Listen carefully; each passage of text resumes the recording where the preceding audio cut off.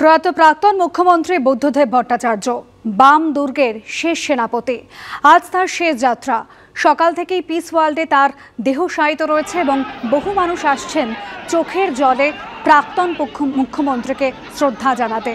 গতকালও তার পাম অ্যাভিনিউয়ের দুকামরার যে ছোট্ট ফ্ল্যাট, সেখানে শ্রদ্ধা জানাতে বহু মানুষ এসেছিলেন। অত্যন্ত সৎ রাজনীতিক। আজ চলে গিয়েছেন তিনি তার শেষ যাত্রা। গতকাল তার চক্ষুদান হয়ে গিয়েছে, আজ শেষ যাত্রা হয়ে দেহদান রয়েছে। বিধানসভা আলিবউদ্দিন স্ট্রিট হয়ে তার শেষ যাত্রা পৌঁছবে এনআরএস মেডিকেল কলেজ হাসপাতালে।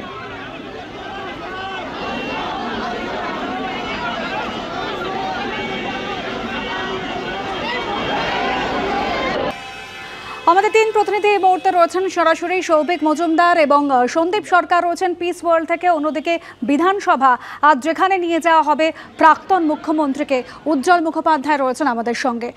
শুরুতে আমি একটু সৌভিকের কাছে যাই। সৌভিক, গতকাল থেকেই পিস ওয়ার্ল্ডে তার দেহ শায়িত রয়েছে প্রাক্তন মুখ্যমন্ত্রী। আমি দেখতে পাচ্ছি যে তার সতীর্থরা, এখনকার তরুণ প্রজন্মের রাজনীতিকরাও এসছেন এবং শুধু তারাই নন, অগণিত মানুষ তারা আসছেন প্রাক্তন মুখ্যমন্ত্রীকে শেষ শ্রদ্ধা জানাতে।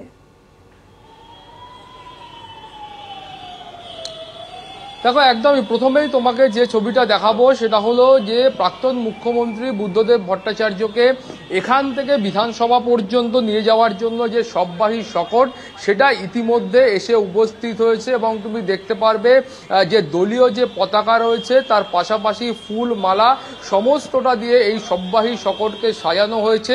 এবং যেটা এখনো পর্যন্ত খবর পাওয়া যাচ্ছে যে সকাল 10:40 নাগাদ তাকে এখান থেকে বার করা হবে এবং তারপর এখান থেকে সরাসরি বিধানসভায় নিয়ে যাওয়া হবে।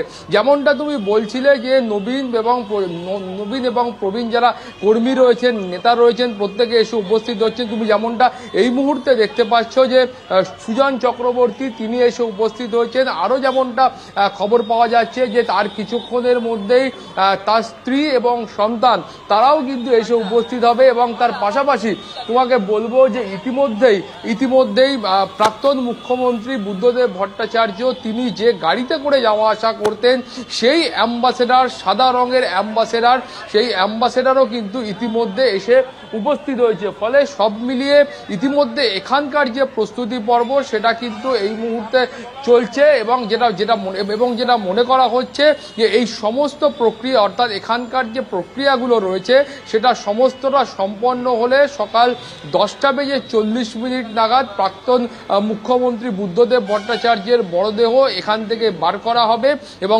তারপর সরাসরি বিধানসভায় নিয়ে যাওয়া হবে। কুসুমিতা। সৌভিক, আমি অনুসূয়া ছিলাম তোমার সঙ্গে, তুমি সঙ্গে থাকো।